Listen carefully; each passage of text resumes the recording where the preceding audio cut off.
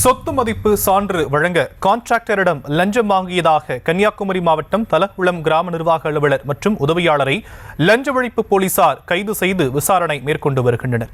இதுகுறித்தான விவரங்களை நம்முடைய செய்தியாளர் ஆனந்த் வழங்க நாம் கேட்கலாம். ஆனந்த், விரிவான விவரம். வணக்கம் சாம். கன்னியாகுமரி மாவட்டம் புதுவளை பகுதியை சேர்ந்தவர் ஆறுமுகம். கான்ட்ராக்டரான இவர் சொத்து மதிப்பு சான்றிதழ் கேட்டு தலக்குளம் கிராம நிர்வாக அலுவலகத்தில் விண்ணப்பம் அளித்துள்ளார். விண்ணப்பத்தை பரிசீலித்த கிராம நிர்வாக அலுவலர் அமலாராணி ஆறுமுகத்திடம் சான்றிதழ் வழங்க 4000 ரூபாய் லஞ்சம் கேட்டதாக கூறப்படுகிறது.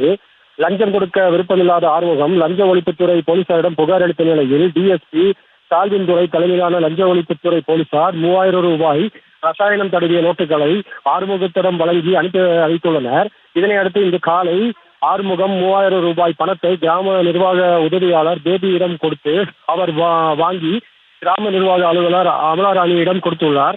இதனையடுத்து மறைந்திருந்த லஞ்ச ஒழிப்புத்துறை போலீசார் இருவரையும் கையும் களவுமாக பிடித்து கைது செய்து விசாரணையானது தற்போது நடைபெற்று வருகிறது. விவரங்களுக்கு நன்றி ஆனந்த்.